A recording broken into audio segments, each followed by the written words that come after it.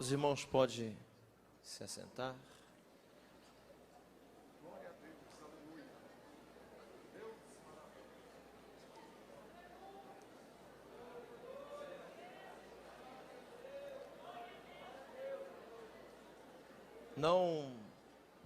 Não menosprezando a cidade, mas é muito difícil imaginar que houvesse uma igreja linda dessa aqui nessa cidade.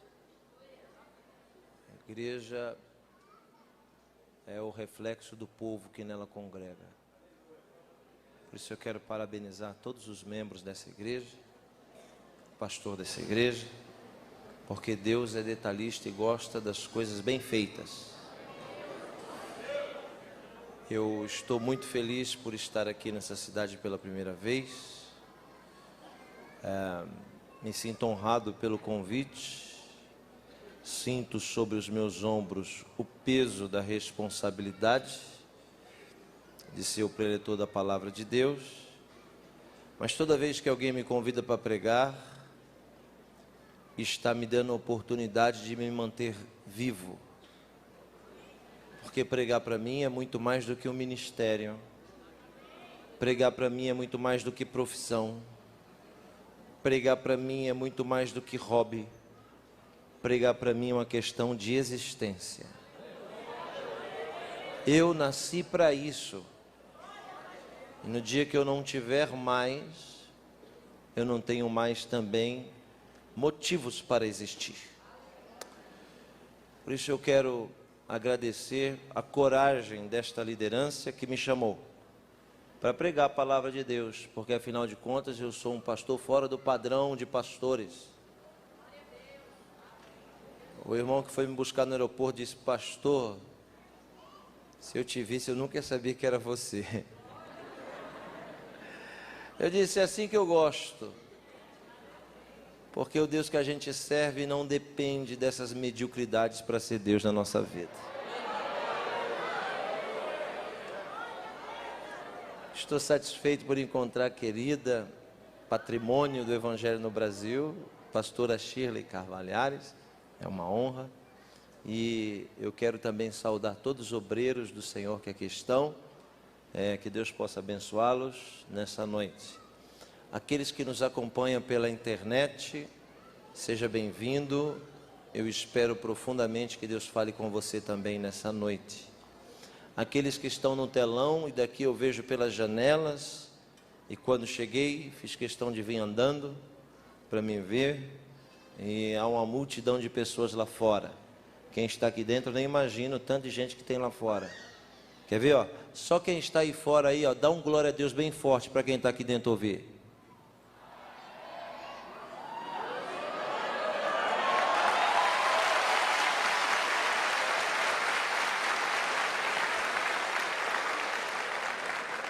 Mas o Deus que está aqui dentro também está lá fora. Aliás, diga-se de passagem, Deus é alguém que não depende de lugar para se manifestar. Ele vai estar onde você estiver. Glória a Deus. Aleluia. E sinceramente eu venho assim desarmado para o que falar. Não me detenho e não me prendo a nada. Porque eu preciso chegar no ambiente e sentir um sinal de Deus para que eu possa ministrar. E eu estava reparando quando a pastora missionária Shirley estava cantando a música sobre Davi. E ali o Espírito Santo me deu a direção para que eu falasse nessa noite sobre Davi. O texto que quero me apegar, senhoras e senhores, nesta noite, é o texto que está inserido no Salmo de número 51. Salmo de número 51. Apenas o verso de número 5 será o bastante para nos embasarmos nesta noite. Me acompanha também nessa noite pastor Fábio Radassan, que é um assessor que trabalha comigo, que está ali. Levanta a mão, Fábio. Aí, ali está ele naquele canto. Deus abençoe, companheiro, em nome de Jesus. Salmo de número 51, verso 5. Quem veio ouvir a palavra de Deus, diga amém. Amém. Quem veio bater papo, diga aleluia.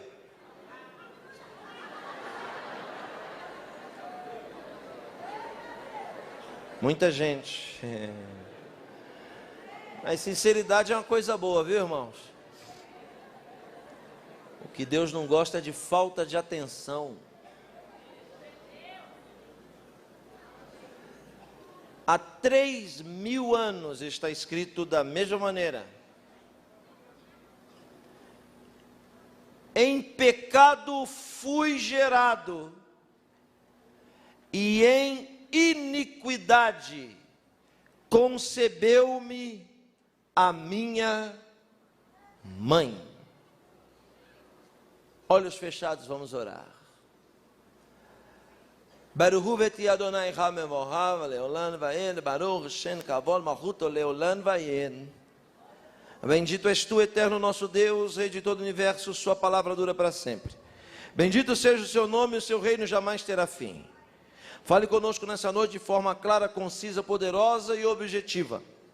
Fala não o que nós queremos ouvir, mas fala o que nós precisamos ouvir.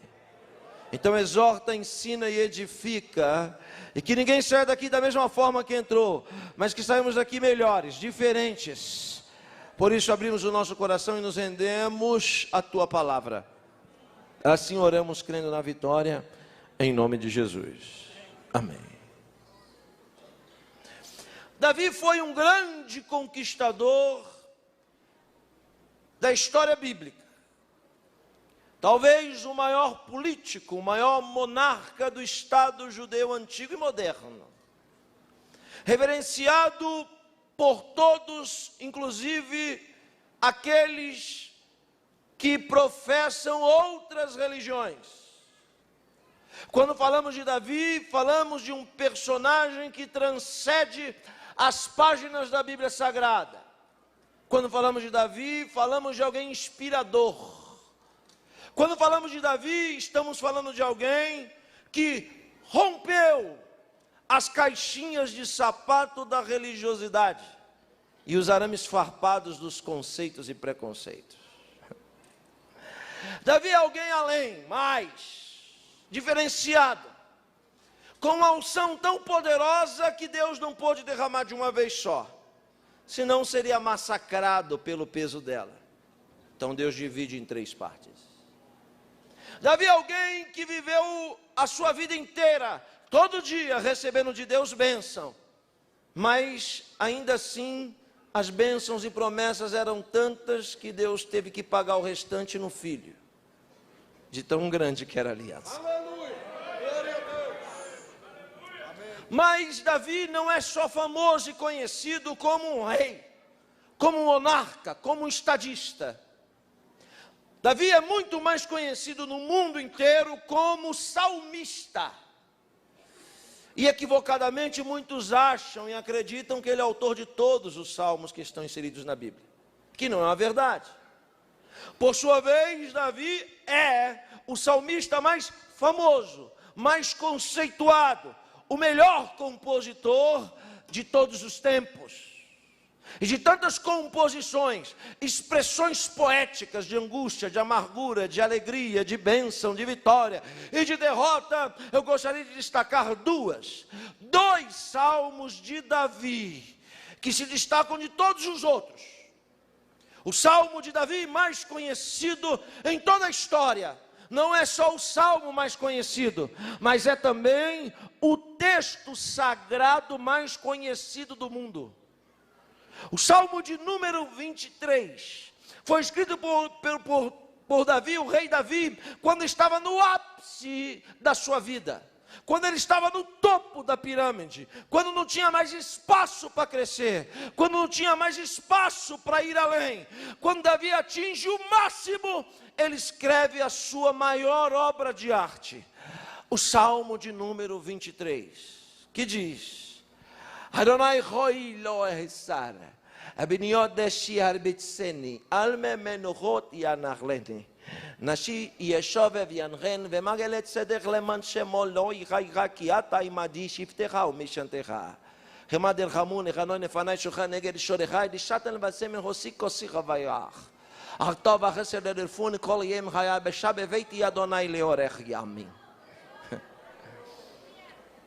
E há 3.000 anos assim se brada o verso 1.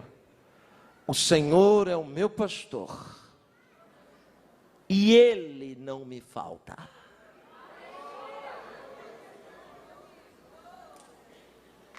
O Salmo 23 é tão conhecido, que é o texto sagrado mais traduzido do mundo. O Salmo 23 é mais conhecido do que o nome de Jesus. O Salmo 23 é mais conhecido do que João 3,16. O Salmo 23 é mais conhecido do que Êxodo 20, os 10 mandamentos. Você pode acreditar, olhe para mim, você pode entrar num táxi, o taxista endemoniado, cheio de santo pendurado no retrovisor, falando 50 palavras, 49,5 palavrão. Mas você pode olhar no painel que vai ter um adesivo assim: o Senhor é meu pastor e nada me faltará. Entra na casa de um idólatra, de um pagão, e procura, que você vai achar, ainda que amarelado, um quadro do Salmo 23. Quando Davi escreveu o Salmo 23, ele estava sendo ungido para ser rei do Estado judeu unido. Era o ápice da sua carreira. O segundo salmo do grande rei mais conhecido é justamente o Salmo de número 51. Se o 23 é escrito no ápice, o 51 em contrapartida é escrito no mais profundo abismo da sua vida. Sem movimento, por favor. Quando Davi escreve o Salmo 51, ele é um homem condenado à morte. Quando Davi escreve o Salmo de número 51, ele é alguém que havia cometido um crime duplamente qualificado. Era muito mais do que um adúltero. Davi Amelech deveria ser condenado também por ser um homicida. E o crime de homicídio de Davi é aquele crime qualificado, aquele que teve a intenção de matar, planejado, minuciosamente. Quando Davi escreve o Salmo 51, ele deve morrer. E ele ainda é um homem condenado até o 4º versículo. Mas quando chega o 5º versículo do Salmo 51, a história de Davi muda. Por que que Davi não morreu? Se Deus não faz acepção de pessoas. Eu louvo a Deus se você é doutor, se você é intelectual, se você é grande, se é pequeno, se você é pobre, se você é rico, mas aqui dentro não existe diferença. Deus não quer saber se é negro, branco, amarelo, vermelho, roxo, azul, alto, baixo, gordo, magro, pequeno, grande. Nada para Deus importa no momento em que você entra na presença dEle. A única diferença que existe é quem é adorador, aleluia, e quem não é adorador. Se Deus não faz acepção de pessoas, então por que Davi não morreu? Não morreu por causa do verso 5. O verso 5 é chamado de tchuvá. E talvez você não saiba o que isso quer dizer, mas tchuvá é a maior virtude de um mortal. Tchuvá quer dizer retorno, arrependimento. Ninguém pode ser tão grande para Deus se não tiver a grandeza de retornar para Ele. Aleluia. Davi não morre porque escreveu assim, ó: em pecado fui gerado, e em pecado e de forma abominável concebeu, deu à luz a minha mãe. E aí, os intérpretes, os teólogos vão dizer, Davi se refere ao pecado original, o pecado de Adão e Eva, da forma horrível com que todos os mortais são gerados. Eu, porém, vos digo, que se Davi estivesse falando do pecado original, que não é novidade para ninguém, Davi estaria morto. O que Davi está dizendo no verso 5 é o maior segredo da sua vida. O que Davi está falando no verso 5 é a maior vergonha da sua história. Davi não está se referindo ao pecado de todos os mortais, mas está falando da forma com que ele foi gerado. Aleluia. E agora aperta o cinto, porque a mensagem começa em 20 minutos. Quando Davi diz, em pecado fui gerado, em pecado concebeu minha mãe, ele está falando dele. Porque para Deus, aleluia, não tem poder o que você fala dos outros. Para Deus só importa o que você fala de você. Tem gente que fica se apoiando para falar dos outros. Aleluia, para Deus, entra no ouvido e sai no outro. Mas quando você decide falar quem você é, aleluia, para Deus, aí Deus para tudo para dar ouvido ao que você está falando. Não que Deus não saiba quem você é, muito pelo contrário, Ele sabe mais do que você mesmo. Mas quando você fala de você para Deus, Deus quer saber se você sabe quem você é. Aleluia, glória a Deus. Quando Davi escreve que foi gerado em pecado, ele está falando que ele era um bastardo. Filho de um relacionamento extraconjugal de Jessé, o seu pai. E antes que qualquer um aqui questione com toda a liberdade o que eu estou falando, por gentileza, me permita provar o que eu estou dizendo. Porque eu nunca falaria uma besteira dessa sem provar. Eu estou lhe dizendo que Davi era um fruto de um relacionamento extraconjugal de Jessé. Baseado em que, pastor Yosef? Primeira prova, é uma prova genética. A Bíblia é enfática em dizer que Davi era ruivo. Se os irmãos de Davi também fossem ruivos, a Bíblia não ia perder tempo para dizer que Davi era ruivo.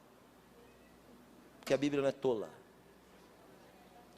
Quando a Bíblia diz que Davi era ruivo, vamos interpretar o texto que diz que Davi era geneticamente diferente dos seus irmãos.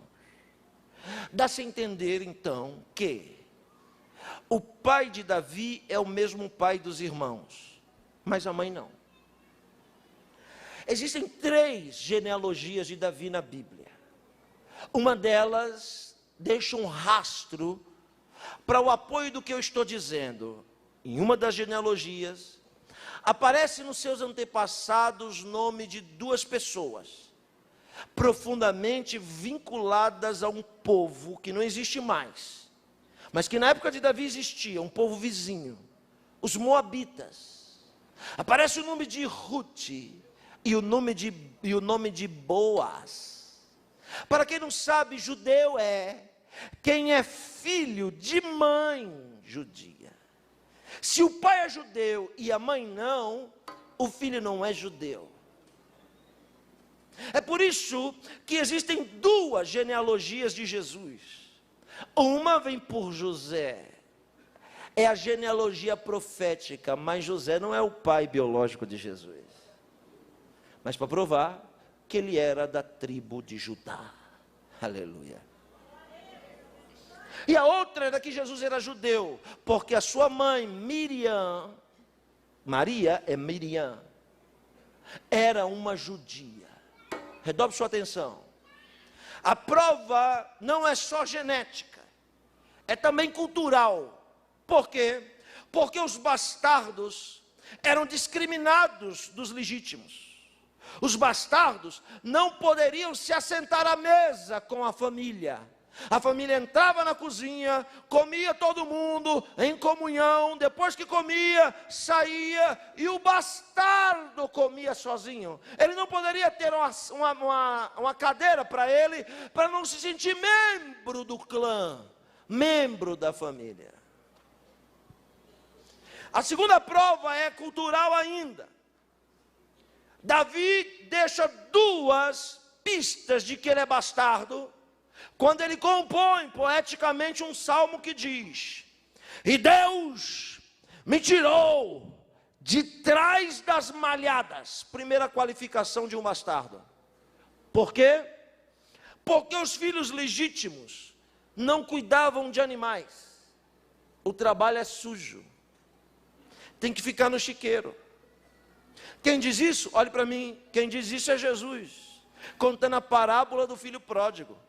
Quando o filho pródigo volta e diz: pai, não sou digno de ser chamado de teu filho, então deixa eu cuidar dos animais. Quem cuidava dos animais eram ou escravos, ou filhos bastardos. Quem está me ouvindo, diga amém. E Davi diz: Deus me tirou de trás das malhadas. Segunda característica dos bastardos é que, quando a família comia, ele entrava depois, comia o que restava e juntava o lixo da cozinha. Ele era o faxineiro da casa. Lixo na Bíblia é chamado de monturo. Então, em outra expressão poética, o menino escreve dizendo: e Deus me arrancou do monturo e me fez assentar entre os príncipes da terra.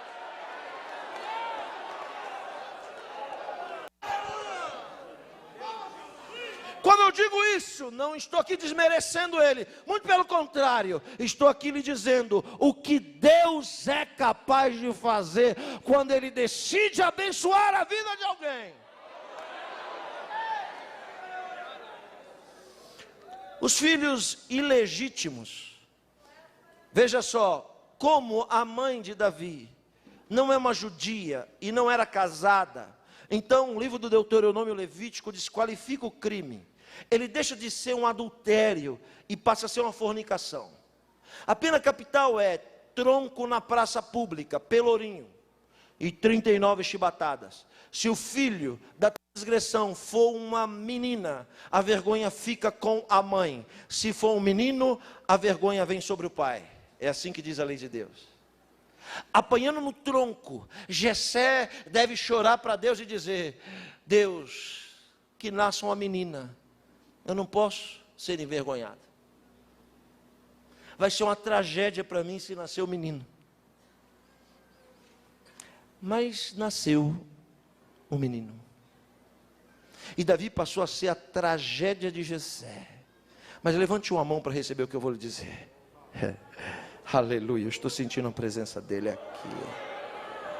Deus é especialista em transformar tragédias em grandes bênçãos e em grandes vitórias. Onde estão os irmãos que acreditam no que eu estou pregando aqui nessa noite e pode abrir a boca para dar um grito de glória? Sabe por quê? Porque se não fosse a tragédia de Jessé, que se chama Davi, nunca ninguém ia saber quem era Jessé. Jessé era o zero à esquerda. Quando o menino nasce ruivozinho, diferente de todo mundo, imagina. É entregue, então ele é levado para o fundo da casa, não pode morar na casa.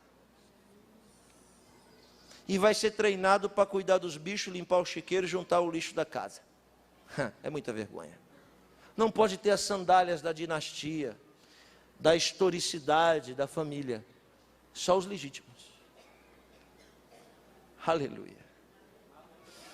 Agora prepare-se para o que você vai ouvir. Davi tinha 2 sonhos. O primeiro sonho de Davi era um sonho de consumo. Quem aqui tem sonho de consumo? Levante a mão. Tem gente que é tão hipócrita que não levanta a mão. Já virou anjo. Eu vou levantar as duas logo para dizer o quanto que eu tenho.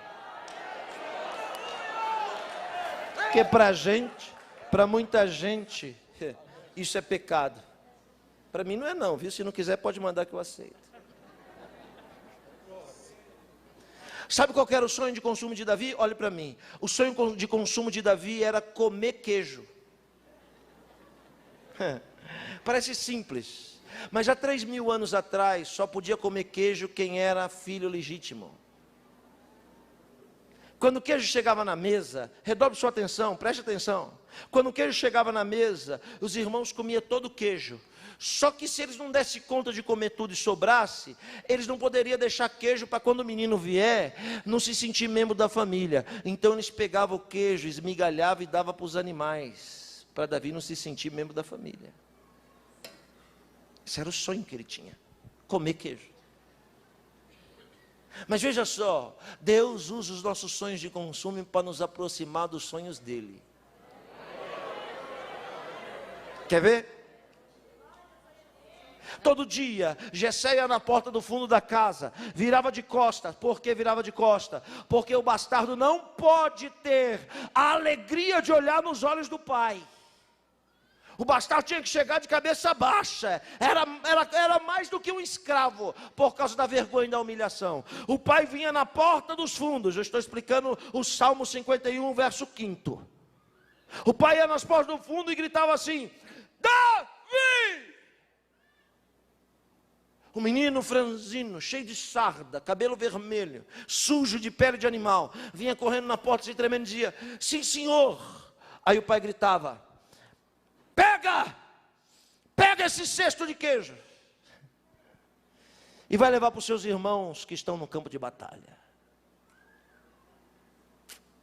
O menino franzinho juntava o cesto de queijo nas costas e partia descalço pelo território árido e semiárido da Palestina. Eu estive lá. E da casa de Jessé, em Belém, até o campo de batalha, era 1,7 milhas, quase 5 quilômetros. Descalço, o menino corria, com o cesto de queijo nas costas, levando para os irmãos. Ele estava levando o seu maior sonho de consumo. Não tinha ninguém naquele caminho com a bandeirinha dizendo: vai, Davi, força, Davi. Não tinha ninguém com a trombeta. Não tinha ninguém dando uma força para ele dizendo: estou orando por você, Davi, nós acreditamos em você. Ninguém. Naquele deserto só se ouvia uma voz que não se ouve com o ouvido. Era alguém covarde que esperava Davi todo dia nas esquinas daquele deserto. Quando ele cansava para tomar um fôlego, que ele botava o queijo no chão, alguém muito covarde que se aproveita dos nossos pontos fracos deveria aparecer para Davi e dizer: Davi, tudo que você quer é mais perto do que nunca. E se tu pega um queijo desse daí, ninguém vai perceber. Davi, essa é a hora de você se vingar dos seus irmãos. Eles te humilham todo dia. Por que você não se vinga agora, hein? Por que você não cospe nesses queijos? Por que você não come eles? Mas ouça bem o que eu vou lhe dizer: quem se vinga é fraco. Forte é aquele que tem a oportunidade de se vingar, mas não se vinga. Esse é que é forte. Davi nunca roubou um queijo daquele, porque senão Deus não teria escolhido. Davi nunca se vingou dos irmãos, senão Deus não o teria escolhido. Aleluia. Era sozinho no deserto. Está ouvindo o que eu estou dizendo ou não? Ouça bem, ser crente agora aqui dentro é a coisa mais fácil do mundo. Mas a pergunta é: quem é você quando ninguém está te vendo? Será que você tem essa mesma espiritualidade? Será que você é a mesma pessoa quando não tem ninguém por perto? E a mesma voz vem e diz: não tem ninguém vendo. Eu vou lhe explicar uma coisa: tudo que a gente faz e os homens veem, Deus não enxerga. Porque para Deus só vale aquilo que você faz e ninguém vê. Por isso ele diz: se você quer dar uma oferta, que a mão direita não saiba o que a esquerda faz. E se quiser de Deus, aleluia, socorro e resposta imediata. Não ora no meio do povo não. Entra no teu quarto em secreto e clama ao Senhor teu Deus. Porque Deus enxerga no avesso. Isso quer dizer, tudo que você faz e os homens veem, já recebeu o seu galardão. Mas para Deus, se você faz algo e ninguém te aplaude, ninguém te vê, é o que está entrando na sua conta celestial.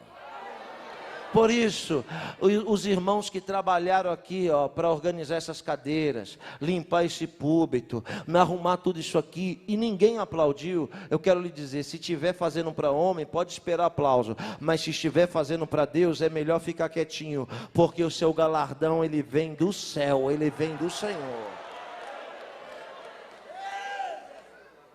Cada vez que Davi ia e voltava naquele deserto, ia e voltava, ele não sabia que também Deus o estava vendo. Olhe para mim, carregando queijo, anos carregando queijo, pastora Shirley, aqui aquele negócio pesado nas costas, e ele não sabia que aquele cesto de queijo, era Deus treinando ele, porque um dia Deus ia tirar o cesto de queijo, ia colocar a capa real da monarquia de Israel sobre os seus ombros. Tem alguém que está entendendo o que eu estou falando ou não? Então recebe o que eu vou dizer. Ninguém carrega queijo a vida inteira. Ninguém vai passar a vida inteira carregando queijo. Um dia Deus tira o cesto de queijo e bota a capa pesada da autoridade. O problema é, senhoras e senhores, que as pessoas querem a capa, mas não querem carregar queijo. A capa todo mundo quer, mas carregar queijo ninguém quer. Vê a pastora Shirley cantando aqui, todo mundo canta bonito e acha que mole. Mole? É quantos anos que carregou queijo e ninguém viu? É quantas lágrimas que chorou e ninguém aplaudiu?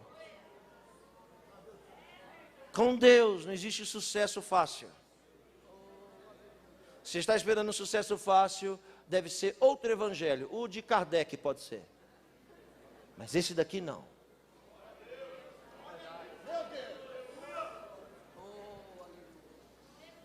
Davi carregava queijo para lá e para cá, para lá e para cá, anos carregando queijo, era fiel, não tocou nenhuma vez. Quem quer que eu pare, diga amém. Está endemoniado. Ela enganou, pastor. Quem quer que eu continue, diga glória a Deus. Vou ficar com a maioria. Olhe para mim. Olhe para mim.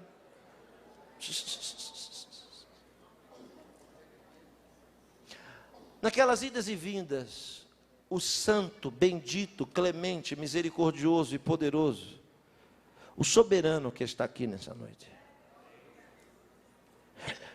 passava os olhos sobre o menino que corria sozinho no deserto. Eu estou dizendo que Deus usava aquele queijo, que é o sonho de consumo dele, para aproximar ele do sonho de Deus. Sabe por quê? Porque ele ia lá no campo de batalha só para levar queijo. E quando ele largava o queijo lá, os irmãos com vergonha batiam o pé e diziam: vai embora, rapaz, mete o pé, some! E ele do mesmo pé que voltava, já voltava, mas ele ia no arbusto pertinho e ficava ouvindo o relinchar dos cavalos, ficava ouvindo os soldados afiando e amolando as espadas, ele ficava ouvindo os escudeiros treinando com os escudos, e de trás daquela moita ele começava a sonhar os sonhos de Deus. E dizia: quem me dera que um dia eu fosse um soldado de Israel. Tudo que eu queria era ser um guerreiro, um soldado de Israel. Mas quando você sonha um sonho de Deus, a mesma voz do deserto volta a aparecer para lhe dizer: Davi, soldado, nunca você vai ser. Se esqueceu que sua mãe não é judia? Só pode servir o exército quando a mãe é judia. Você não é filho legítimo? Davi, você nunca vai ser um soldado de Israel. E sabe, quer saber de uma coisa? É verdade, Davi nunca foi um soldado de Israel, mas foi general.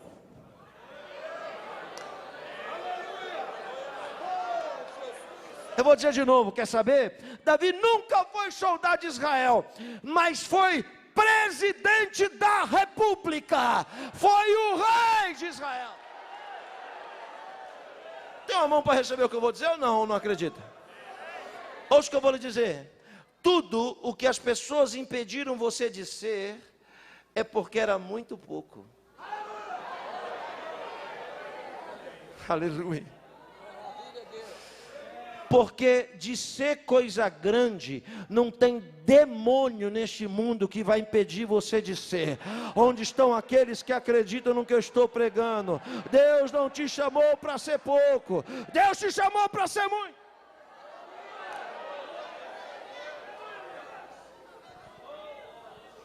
Naquelas indas e vindas, naquele deserto, estou explicando o Salmo 51, verso 5. Naquelas indas e vindas daquele deserto, um dia Deus decidiu, encontrei o que eu precisava. Deus já tinha um rei, então Israel já tinha um rei, então Deus não precisava de um rei, se Israel já tinha um rei. Chamava Saul, da tribo de Benjamim. Deus não precisava de um rei, e Saul se destacava dentre todos, alto, forte, musculoso, braço, caixa, perna, cara de guerreiro, grandão. Mas Deus não estava à procura de músculo. Deus não estava à procura de tórax. Deus não estava à procura de coxa, de guerreiro. Deus não estava à procura de estatura de guerreiro. O que Deus estava procurando era um coração. E se muitos olharem para você, não vai saber quem você é. Porque você nunca será o que você é por fora. Você sempre será aquilo que você é por dentro. Deus procurava um coração. E naquele dia, quando Deus decidiu que encontrou o que precisava para reinar, que era um coração, Deus ligou para Samuel. Samuel, na escuta. Samuel eram os 3 poderes do país em um. Executivo, legislativo e judiciário. Era profeta, sacerdote e juiz. Ninguém mandava mais do que ele. Só que Davi está lá no sul, na tribo de Judá, a maior do estado de 12 tribos. E por sua vez Samuel está lá no outro lado, no norte. E agora Deus passa um telefone, dá um walk-talk, um rádio para ele e diz: ei, Samuel, encontrei o que eu precisava. E Samuel deve dizer: que bom, Deus, o que é que o senhor precisa? Deus diz: encontrei um coração. Então tá bom, e aí? E aí, você vai lá e põe a mão no coração que eu escolhi. Samuel diz: aonde? Deus diz: lá na tribo de Judá. Judá era o Amazonas de Israel daquela época.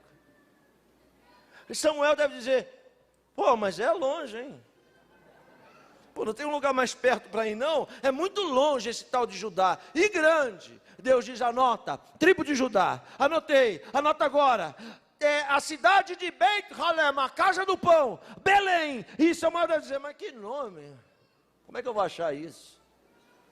Deus disse: quando chegar em Belém, procura a casa de um homem chamado Jessé. Samuel nunca tinha ouvido falar desse nome estranho. Disse: mas que nome brega, Jessé. Deus disse: quando chegar na casa de Jessé, olha a precisão. Você pede para ver os filhos, porque o coração que eu preciso está lá. Só Deus pode fazer você encontrar o que você procura há muito tempo. Ah, e tem uma mão que levantou para receber. Eu vou dizer de novo: só Deus pode fazer você saber onde está aquilo que você procura há muito tempo e não encontra. Ah, nos próximos dias vai encontrar o que está procurando.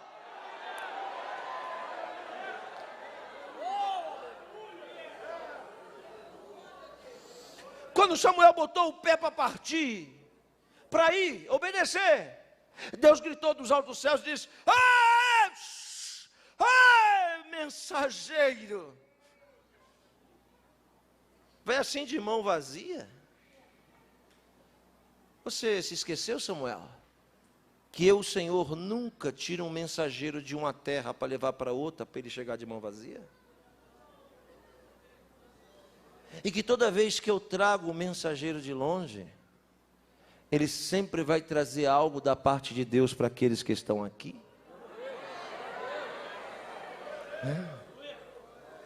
Para muita gente, há o equívoco de achar que eu vim passear nessa cidade hoje. Mas não só eu, como todos os pregadores que Deus traz neste altar, pode acreditar que qualquer um deles que chegar aqui, nunca vai chegar de mãos vazias. Ele sempre vai trazer algo da parte de Deus para lhe entregar. E Deus disse para o profeta, de mão vazia não. Então o que eu levo? Deus diz, pega um chifre, um shofar, um catan, um pequeno. E ele pegou um chifre, Deus diz, agora enche o chifre de azeite. E vai. E vai? Enche o chifre de azeite e vai? Não. Enche o chifre de azeite e vem. Isso quer dizer que Deus já estava lá esperando Samuel chegar. O chifre, redobre sua atenção, e o azeite, preste atenção no que eu vou dizer agora, que você não vai ouvir em nenhuma prateleira teológica, em nenhum lugar. Chifre na Bíblia quer dizer força. Força é uma coisa, poder é outra coisa. Chifre é força. E o azeite que é colocado dentro é unção. O que é unção? Unção não é dom. Porque dom Deus dá para quem também não é salvo. Muitos vão chegar e dizer, em teu nome expulsamos o demônio. Dom. Curamos o enfermo. Dom. Falamos de outra língua. Dom. Mas Jesus vai dizer, cheio de dom, não vos conheço. Unção não. Unção Deus só dá para quem tem a marca da promessa. Unção não se estuda em Oxford, em Harvard, na USP, na UFRJ. Unção não se encontra em nenhuma prateleira de supermercado, em nenhuma banca de jornal. Unção é algo que não existe à disposição no mundo de baixo. Unção só existe em cima. E quando vem para baixo, é porque o dono da unção escolheu para dar. Aleluia! Redobre sua atenção. O que é unção? Unção é uma capacidade extraordinária que serve para três coisas. Primeiro, para fazer você ser o que nunca seria. Segundo, para fazer você ter o que nunca teria. Terceiro, para fazer você chegar onde nunca chegaria.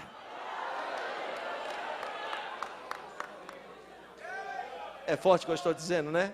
Então ouça, Deus diz assim, enche o chifre de unção, de capacidade. E que capacidade é? Força. Força. Por que força? Força, porque ele sabia que o menino que ia receber a capacidade era bom de mira, mas o braço era muito franzino, pequeno. E como é que Deus ia soprar o nome daquele menino? Sem internet, sem microfone, sem púlpito, sem rádio, sem televisão. Deus precisava de uma só vez soprar o nome do menino desconhecido. Como é que Deus ia fazer isso? Claro, colocando Golias na vida dele.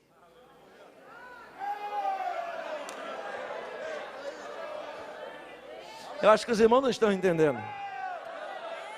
Ouça bem o que eu vou lhe dizer. Todo problema chamado Golias, quando aparece na sua vida, você só pode enxergar ele de duas formas. Primeiro, enxergá-lo como o fim da linha. E segundo, enxergá-lo como uma oportunidade de Deus glorificar o nome dele na sua vida. Todo Golias é uma porta que Deus está abrindo para você entrar por ela e glorificar o nome do Senhor na sua vida. Olha lá quem recebe, olha lá, lá fora no telão. Quem é que recebe lá fora no telão? Quem é que recebe agora na internet? Então ele sabia que o menino tinha o braço, tinha a mira, mas faltava algo, a força. Uma mão levantada para quem quer receber. Deus sabe quais são todas as suas capacidades e qualidades, mas tem algo que está lhe faltando. Por isso que Ele te trouxe aqui hoje, para completar o serviço e lhe dar aquilo que estava lhe faltando. Onde estão aqueles que recebem o que eu estou dizendo? Aleluia, uma unção poderosa de Deus está vindo sobre esta casa nesta noite, e é só quem acredita que pode receber.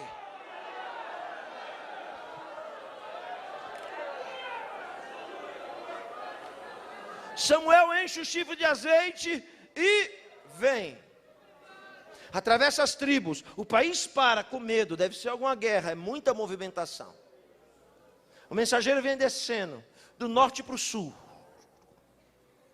Vem descendo para o... é muito forte isso. Quando Samuel chega na casa, quando Samuel chega em Belém, procura a cidade de Belém, procura a casa de Jessé. Quando encontra a casa de Jessé, ele vai e bate na porta. Tem alguém me ouvindo aí? Diga amém.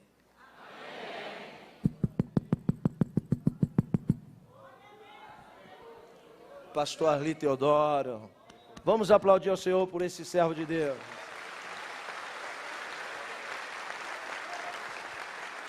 Olhe para mim. Quando ele encontra a casa de Jessé, ele bate. Jessé, 3 da tarde, está assistindo, vale a pena ver de novo. Com as pernas para cima, os filhos trabalhando, o outro cuidando dos bichos lá no fundo do quintal, os serviçais de casa, os garçons. Ele deve gritar para alguém e dizer, vai abrir a porta. Leiteiro não é, açougueiro não é, padeiro não é. Quem será? Vai lá ver. Alguém vai e abre a porta. Quando abre a porta, os 3 poderes na porta batendo. Executivo, legislativo e judiciário, com o chifre na mão cheio de azeite. Aleluia! O serviçal que já tinha votado em Samuel várias vezes. Agora, volta correndo e diz para Jessé, Jessé, tem alguma coisa acontecendo. Por quê? Não sei se você está entendendo o que eu estou pregando. Porque é muita areia para o seu caminhãozinho. Eu vou dizer de novo que eu acho que você não entendeu. Algo grande Deus já mandou descer na sua direção. Algo forte Deus já mandou vir na sua direção. Tem alguém entendendo o que eu estou falando ou não? E quando a vitória bater na sua porta, lembra disso. É muita areia para o seu caminhão, mas abraça, porque é sua essa vitória.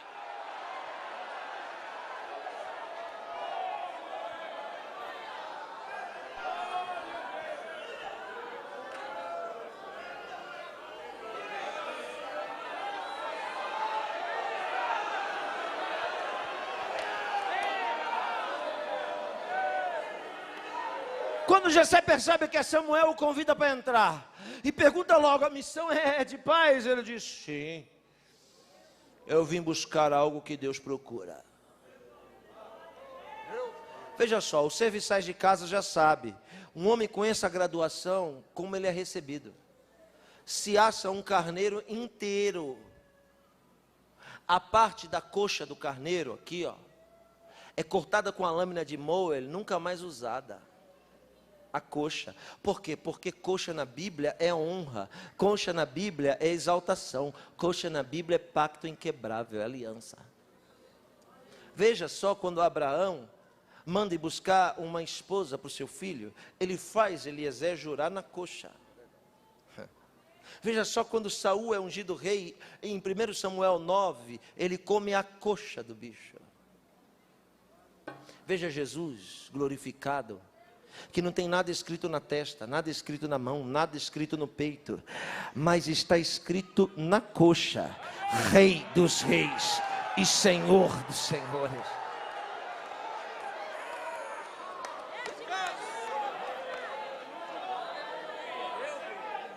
Alguém poderoso como Samuel deve ser recepcionado com honrarias de estado. Um animal assado por inteiro no meio da mesa. A cabeceira da mesa é dele, para ele se sentar em honra. E então não só dá a parte da coxa para honrá-lo, mas como são 12 tribos na federação, 12 queijos cercam o animal. Banquete feito, e aí eles fazem o banquete e diz, Samuel, por favor, vamos celebrar a sua visita. Ele diz, calma, alto lá, peraí, eu vim aqui com a missão, não vim passear, eu não vim aqui para tirar férias, eu vim aqui porque Deus mandou eu vir.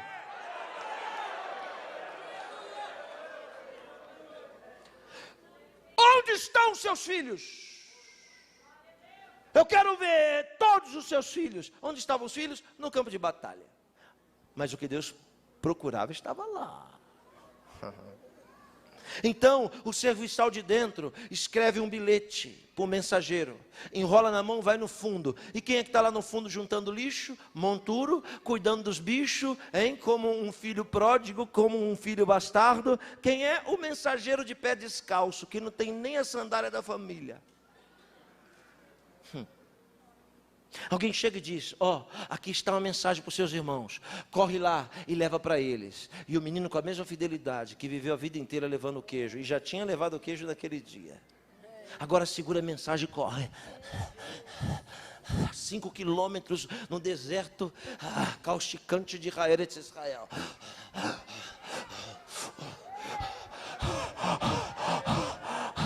Quando chega lá, entrega para o maioral dos irmãos. O irmão bate o pé e diz: vai embora, bastardo, some daqui. E o menino vai embora, correndo de volta. Ele abre: ó, Samuel em casa, temos que voltar. Vamos voltar, irmãos. Em uma genealogia diz que Davi é o 8º, em outra diz que é o 7º. Aqui diz que é 7º é porque não quer contar ele como filho. Então a genealogia original é a que chama o de 8º. Então 7, com pompa real, ó, de guerreiro, monta nos seus cavalos de guerra e sai. E Davi correndo no deserto, voltando. E ó, eles vêm aqui do lado. Claro, é cultural. Se alguém visse um bastardo, esse deveria ser amaldiçoado. Então os irmãos passam e amaldiçoam Davi. Aê, bastardo! O xinga, o amaldiçoa e ainda cospe na cabeça dele. Bota o cavalo na frente e joga poeira na cara. Os 7 cuspiram na cabeça de Davi, botaram o cavalo na frente e jogaram poeira na cara.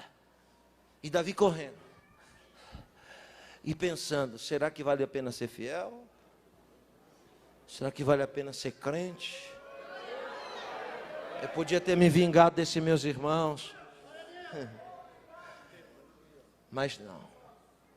A partir dali o menino começou a ter 4 características. A primeira, saliva na cabeça.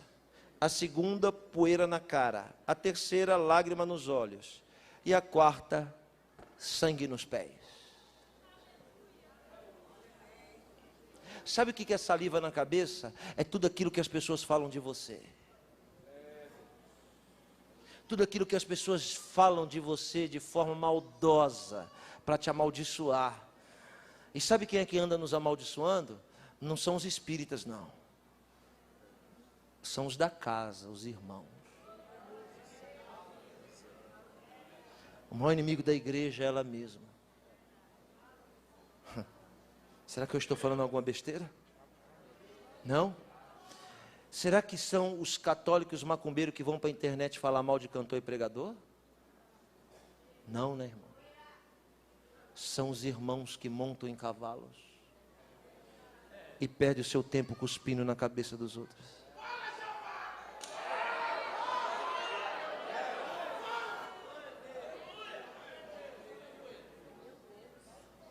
Os irmãos todos vêm de cavalo, ó, galopando. Chega na frente, chega primeiro. Só que a Bíblia Sagrada diz que os primeiros serão os últimos, e os últimos serão os primeiros. Muita gente já jogou poeira na sua cara e passou, ó, na sua frente muitas vezes. E eu não estou jogando palavra para o vento, nem estou pregando para as paredes. Eu estou falando com pessoas com as 4 características: saliva na cabeça, lágrima de tristeza nos olhos, poeira na cara de tanto que ficou para trás, e pé sangrando de tanto que insiste em andar com Jesus. Mas eu quero lhe dizer: o Deus dessa noite está aqui para te honrar. Cante kol ashkam nechol.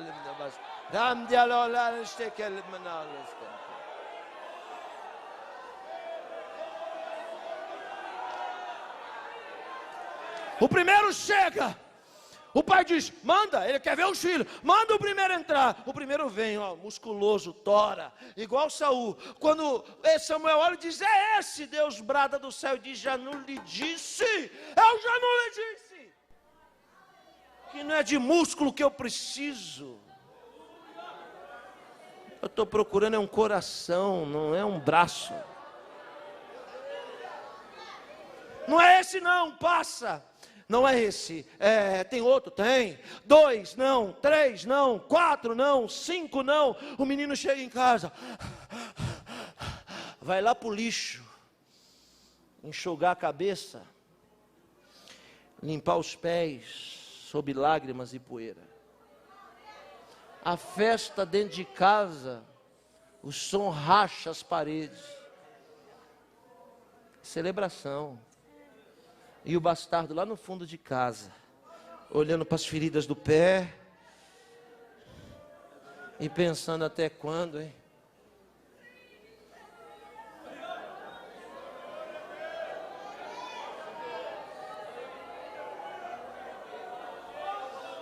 Tem mais algum? Vem o sexto. Tem mais outro? Vem o sétimo. E aí ele diz: esses são os meus filhos. E aí Samuel deve pensar: eu me equivoquei. Mas o dono do azeite, da unção, brada: pergunta para ele se ele tem mais um filho.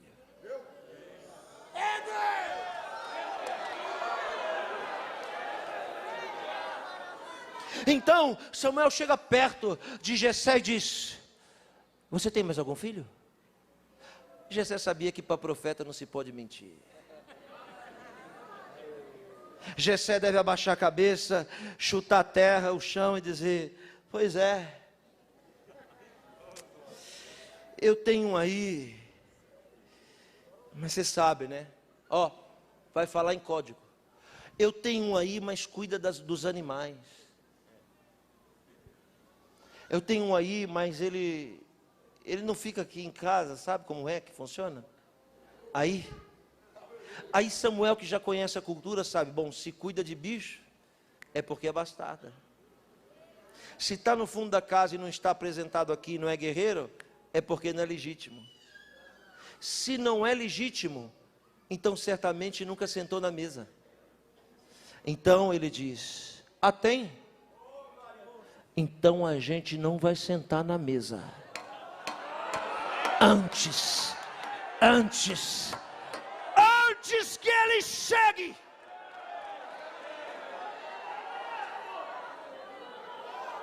O mesmo que passou a vida inteira amaldiçoando o filho, vai na porta, obrigado por uma força maior. Os mesmos que casquearam nas suas costas, os mesmos que não perdiam a chance de pisar no seu pescoço, os mesmos que era só ter uma oportunidade, arrebentava com você, vão ser os mesmos que por causa de uma força maior, vai ter que vir para anunciar a sua vitória.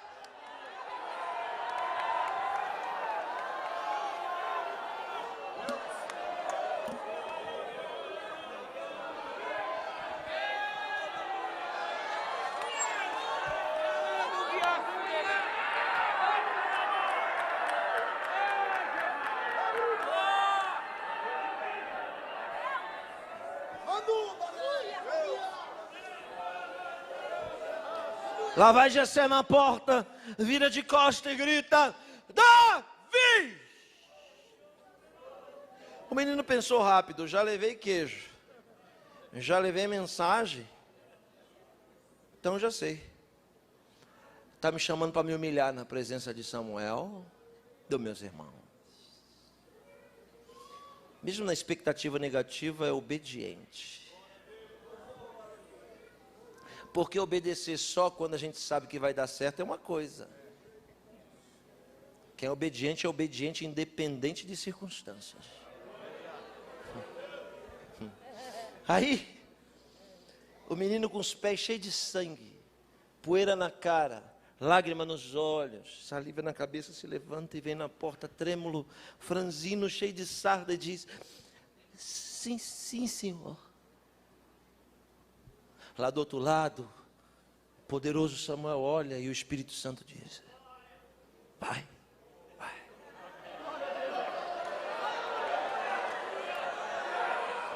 Vai perto dele, vai perto dele. Eu disse, o que eu estou procurando não está fora, está dentro. E só existe uma forma de você ver alguém por dentro: olhando nos olhos.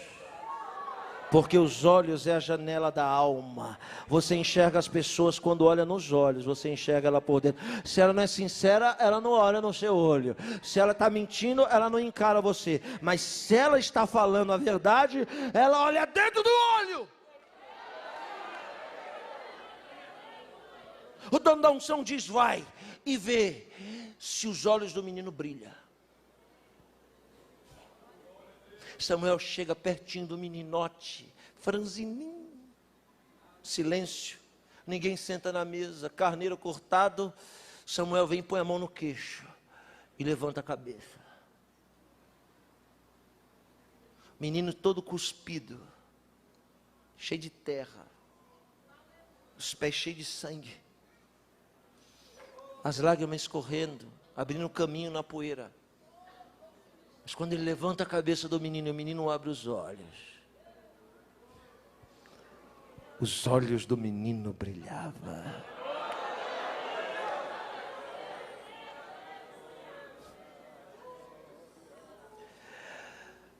A saliva não pode ter poder de apagar o brilho dos teus olhos. Nem a poeira. O sangue dos seus pés cansados e inchados, sofridos, não pode apagar o brilho dos seus olhos. Toda a sua jornada pode acontecer tanta coisa, mas nada pode apagar o brilho dos seus olhos.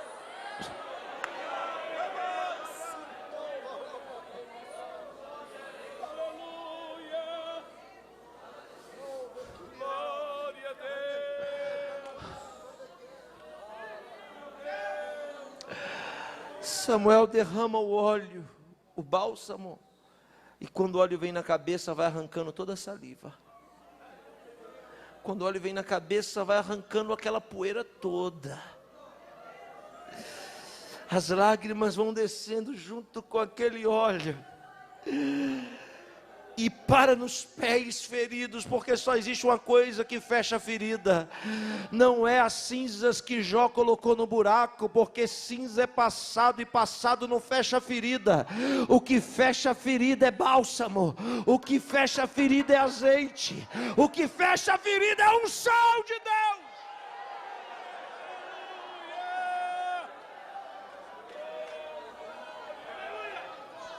Samuel pega o menino, bota ele na cabeceira, corta a coxa do bicho e diz: é teu. E os primeiros a ver que você é rei serão aqueles que te humilharam a vida inteira dentro de casa. Serão aqueles que não deram nada para você a vida inteira. Ungido rei de Israel na presença dos irmãos.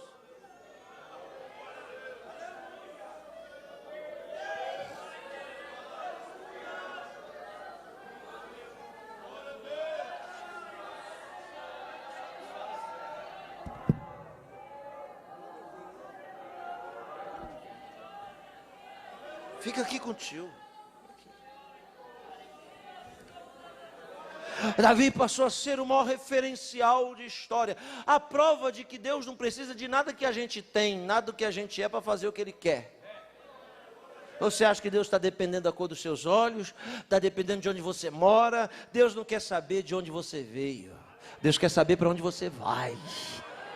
Deus não quer saber se há na sua família gente que teve, que não teve, que era, que não era.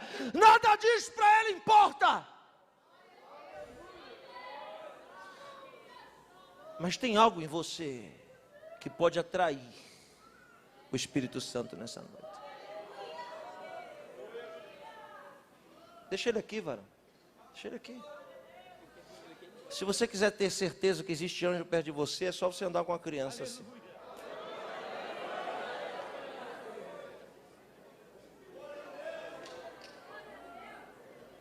Cuidado, rapaz. Deixa ele, deixa ele. Olha para mim. Se torna o grande rei, se torna o grande estadista, olhe para mim, nasceu para ser guerreiro, forjado para a batalha, treinado para vencer, acostumado com espada, treinado com cesto de queijo. O grande monarca tinha uma missão na terra. O grande monarca tinha a missão de ser um soldado, ou melhor, um rei de guerra. Mas olha para cá, aqui, explicando o versículo 5 de Salmo 51.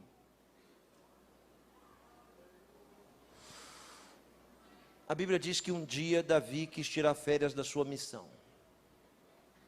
A Bíblia diz que um dia Davi disse: quer saber, eu nasci para a guerra, mas estou cansado de lutar. Eu estou precisando ir para Cancún. Eu estou precisando tirar umas férias. Eu estou precisando dar um tempo. Eu não estou pregando para as paredes, não. Estou falando com pessoas que entraram por essas portas hoje dizendo: oh Deus, o Senhor fala comigo, ou eu vou entregar minha credencial, vou dar um tempo, vou afastar um pouco, vou esperar a poeira baixar, vou esperar o vento acabar, eu vou esperar a luta passar, para depois eu voltar. Eu estou precisando esfriar a cabeça. Então, Senhor, manda eu lhe dizer, eu te chamei para a guerra. E se no dia da sua guerra você se mostrar frouxo, quão pequenas serão suas forças. Deus não tem prazer na alma que retrocede. Olhe para mim, aqui, sem movimento. Então, Davi disse assim: hoje eu não vou para o trabalho, vou ficar em casa. E a nossa vida é semelhante ao palácio de Davi, rodeada de portas. Algumas que devem ser abertas e outras que nunca deveriam ser. Davi abriu uma porta que ele nunca tinha aberto. Era a porta que levava ele para um alpendre que ele nunca deveria ter ido. Sabe de uma coisa? O alpendre é aquilo que te cerca e que vai te dar condição de enxergar o que você nunca deveria enxergar. Se ele está ao seu derredor, você sabe muito bem quem é o alpendre. O alpendre é para te fazer se sentir alto, potente, grande, soberano. Davi disse: hoje eu não vou para a guerra não, mas eu vou dar uma volta no alpendre. E lá do alpendre, mesmo tendo 1000 mulheres, o rei Davi olhou uma que gostou demais. Justamente a que nunca poderia ser dele. Mandou chamar, e você conhece a história. Possui Betseba. Pergunta: você é mulher de quem? Ela disse: eu sou mulher de um homem que não é judeu, ele é heteu. Quem? Urias. Urias? Não pode ser. Urias é o meu homem de confiança, que leva queijo para os meus soldados lá no deserto. Ouça bem o que eu estou lhe dizendo. Não existe nada novo debaixo do sol. O que muda é a cor do cabelo. O que muda é o endereço. O que muda é a idade. Mas a história é sempre a mesma. A vida é feita de ciclos. E a maioria deles são ciclos viciosos, que se repetem a cada dia. O heteu? Então quer dizer que a mãe dele não é judia? Não, eu sei, ele não pode ser soldado, e eu uso ele, porque eu gosto tanto dele, porque ele é fiel, né? Urias é aquele que leva o queijo, e de vez em quando também leva a mensagem que eu mando. Chama ele. Chamaram Urias. Urias, homem de Deus, vai para casa. E Urias disse: eu comer queijo, enquanto meus irmãos estão na batalha? Não.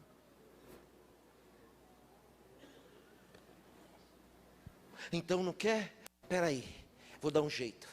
Escreve uma cartinha, bota na mão dele. E agora, assim como Davi, Urias corre, segurando uma sentença na mão. O que acontece você sabe, não sabe? Sim ou não? Sim. Posto na frente da guerra e morre. Quando chega a notícia de que ele morreu, Davi disse: estou livre. Mas lembre-se, quando Deus não tem um Samuel, Deus tem um Natã.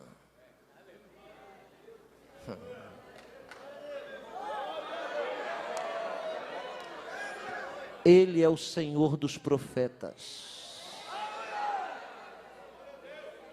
Aí Natan chega e diz: Davi, grande rei, posso pregar uma mensagem para você? Davi diz: claro.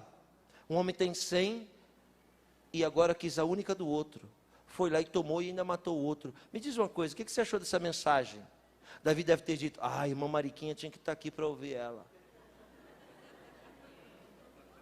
O maior erro que a gente comete no culto é achar que a mensagem que a gente está ouvindo é para os outros e não é para nós.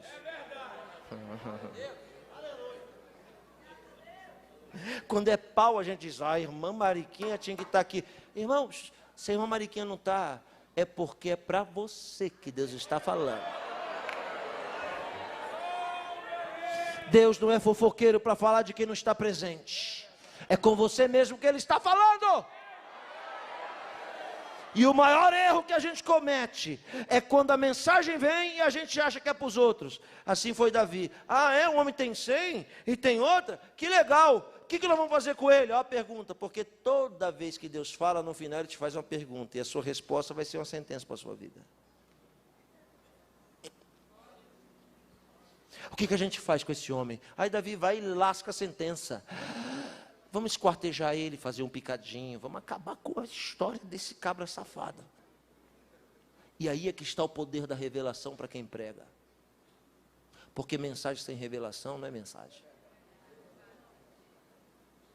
É? Que bom.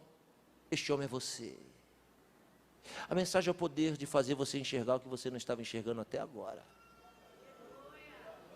A revelação na mensagem é o poder de arrancar as escamas grossas das cataratas da religiosidade que te impede de enxergar com os olhos da fé. Sou eu? Então eu tenho que morrer? Você vai morrer. E ele mete a cara no pó e vai escrever no 51, verso 1, condenado, verso 2, condenado, terceiro, condenado, quarto, condenado.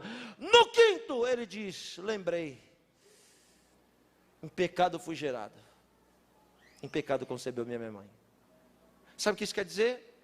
Que só existe uma coisa que pode nos tirar da morte: o arrependimento.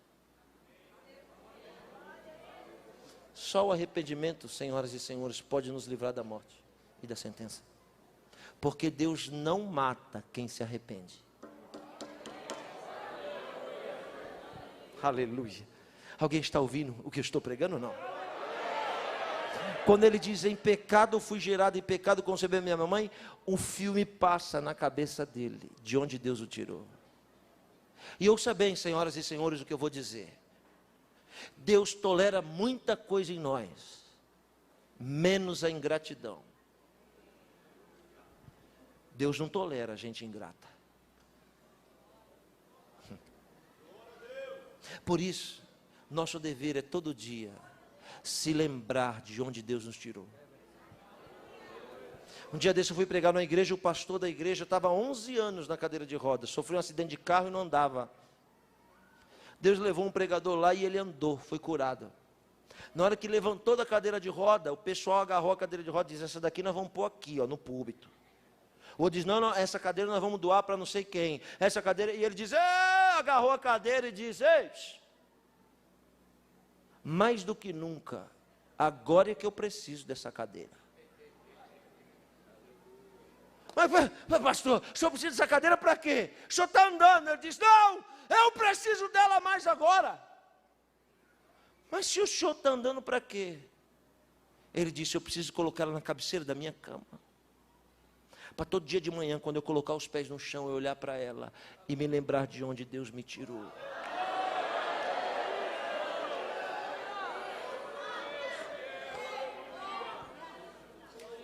Por isso, deixa eu lhe dar um conselho: não joga fora a sua cadeira de rodas.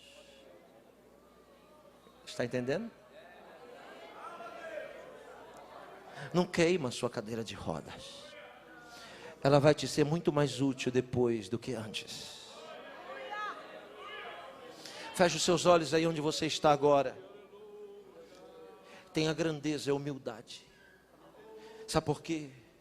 Porque se você fechar os olhos, um filme vai passar na sua mente. Quando você ouvir essa voz que lhe diz: lembra de onde eu te tirei. Lembra quem tu eras. Lembra que ninguém acreditou em você.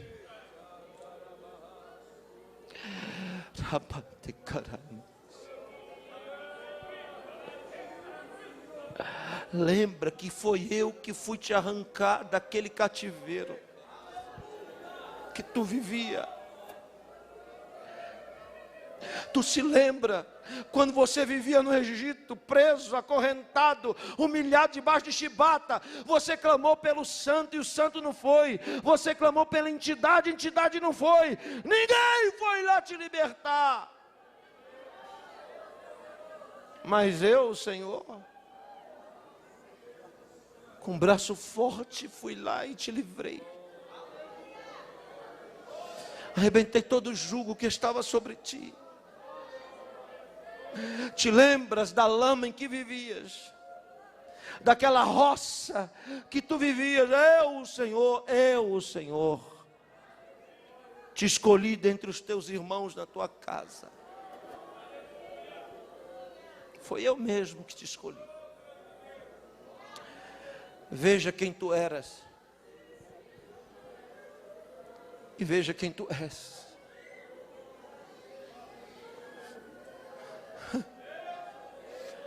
Eu vou lhe dar 1 minuto para você.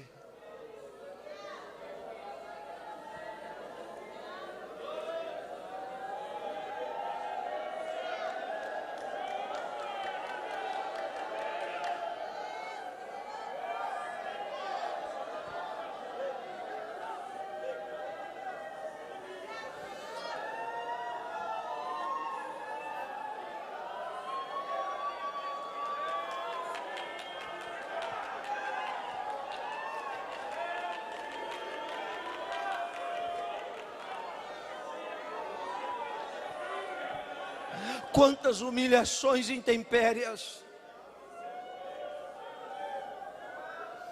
tanto que lutaram para você parar, algumas guerras que você nunca imaginaria que sobreviveria,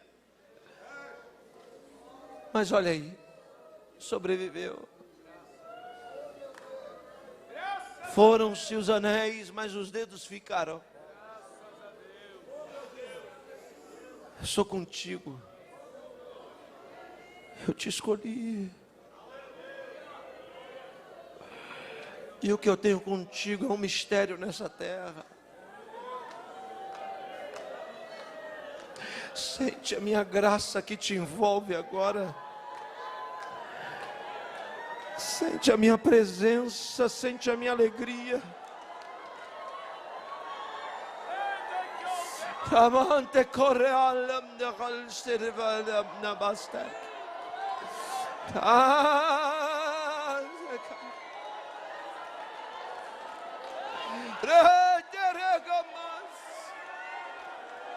Vamos, diga alguma coisa, diga alguma coisa.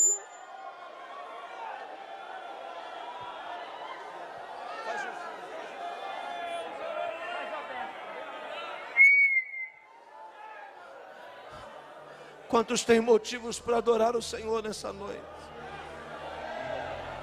Lá fora no telão, lá na internet agora, nas casas circunvizinhas, as pessoas que estão dentro de casa, que abaixaram a televisão para ouvir o que eu estou dizendo. É com você mesmo que Deus está falando. Você que se ajoelhou aí agora, sozinho, isso, Deus está te olhando e dizendo: eu te escolhi, eu te escolhi.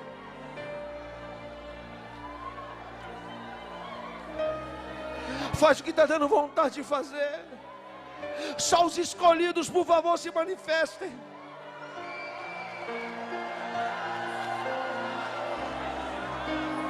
Aleluia, aleluia, aleluia. Não pare de adorar, não pare.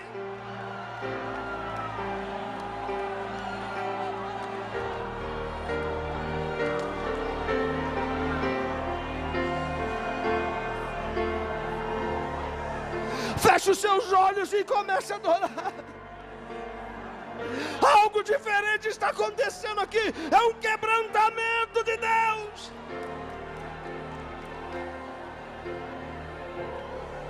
Sinta o seu amor.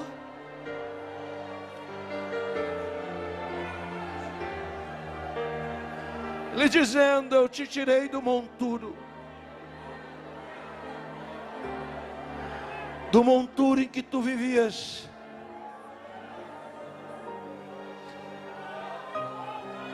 Você que estava atrás, eu vou te colocar na frente.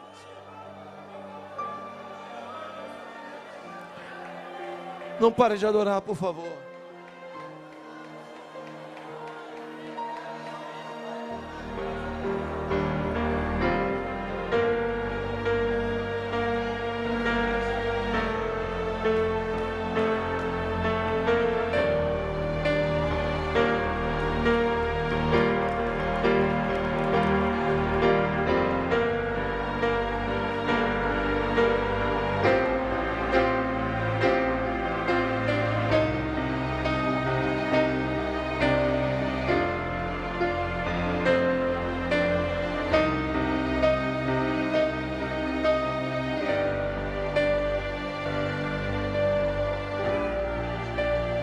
É uma força que não dá para explicar de onde vem.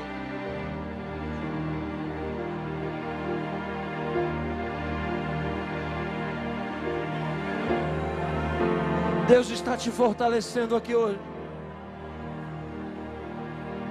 lhe dizendo: eu não vou te matar. Eu enviei o mensageiro para lhe dizer: eu não vou lhe matar.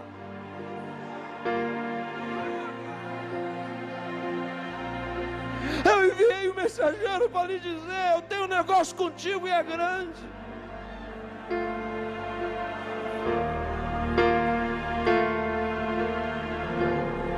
Sente o bálsamo arrancando a saliva da sua cabeça. Sente o bálsamo limpando a poeira do seu rosto. Sente o bálsamo sarando as feridas dos seus pés.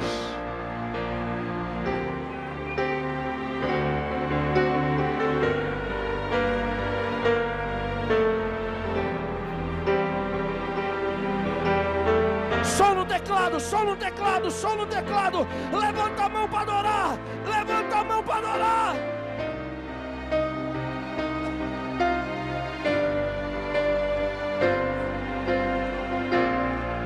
Recebe o batismo com o Espírito Santo. Começa a falar em línguas estranhas agora. Recebe unção, recebe poder. Recebe agora.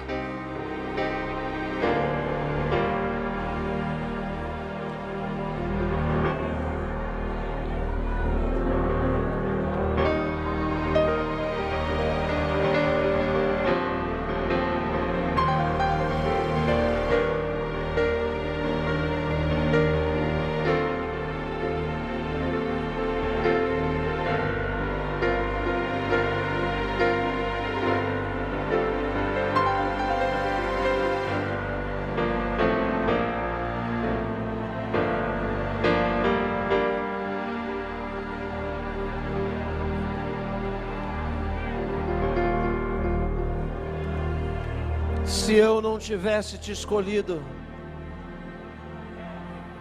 não estarias aqui hoje.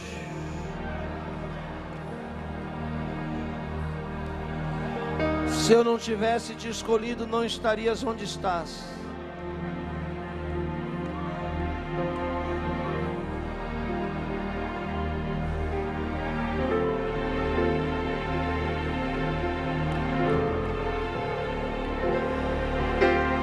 Deus está te levantando da sua cadeira de rodas nessa noite. Vai, não joga ela fora, não. Guarda ela, para você nunca esquecer de onde Ele te tirou.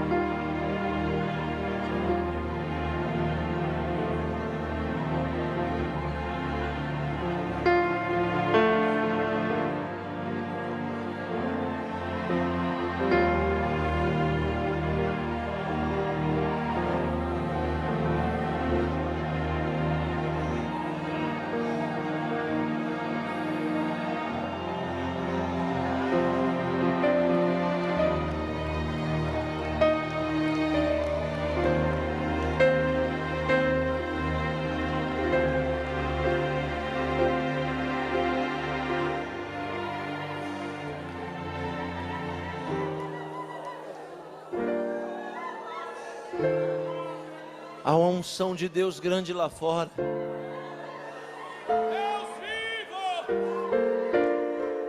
Pessoas agora estão entrando em contato com a igreja, que estão sendo tocadas por Deus na internet.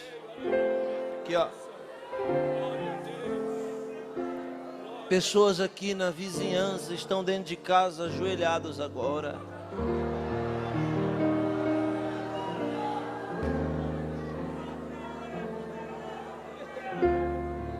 Isso é evangelho, irmãos. O evangelho não é uma religião. O evangelho é um estilo de vida.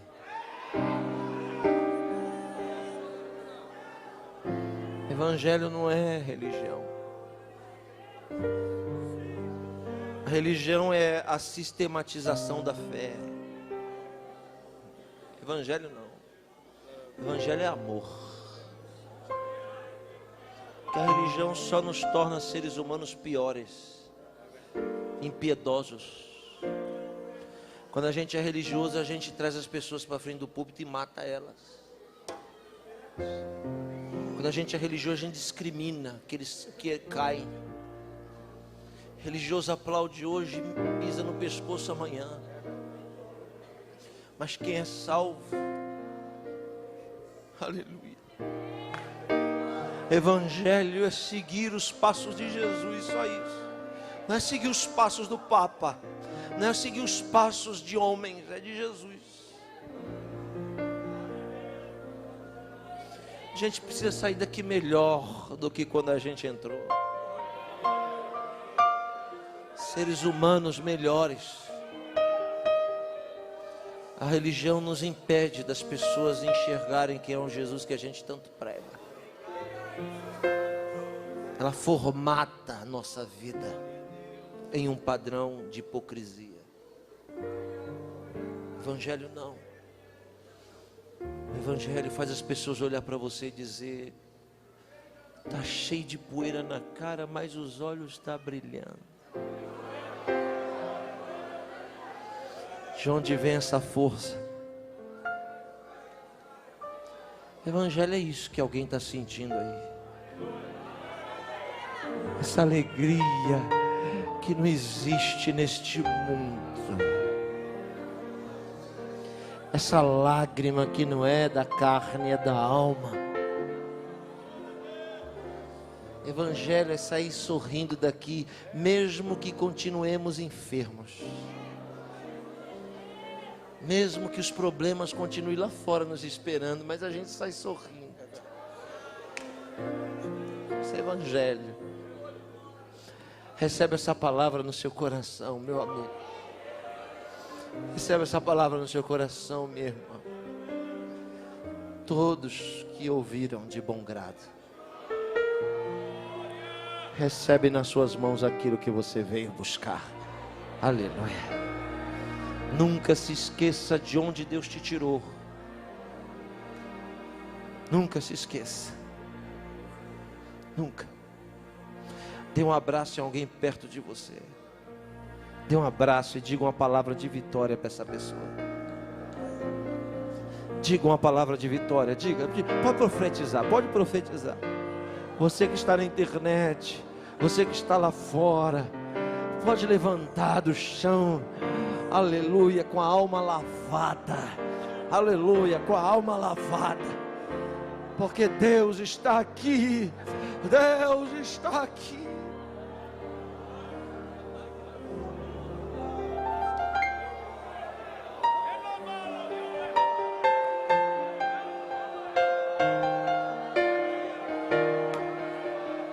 Quem é que pode, aleluia, abrir a boca, dar um grito de júbilo e aplaudir ao Senhor nessa noite?